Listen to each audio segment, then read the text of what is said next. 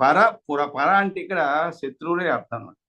శత్రువుల యొక్క పురం జయ, పురం అంటే పట్టణం అనే అర్థం. అంటే శత్రుపురములను జయ అంటే జయించడి, అంటే శత్రుపురం జయించడి మహావీర. నేను పూర్వజన్మయందు అనగా హిరణ్య గర్భుని ఉత్పత్తి సమయమున నీ మాయ ద్వారా జన్మించిన వాడను. తను చెప్తున్నాడు తాను ఎలా జన్మించాడనే విషయాన్ని చెప్తున్నాడు. మాయా సంభావితో వీర, మాయా సంభావిత అంటే మాయ ద్వారా జన్మించిన వాడను.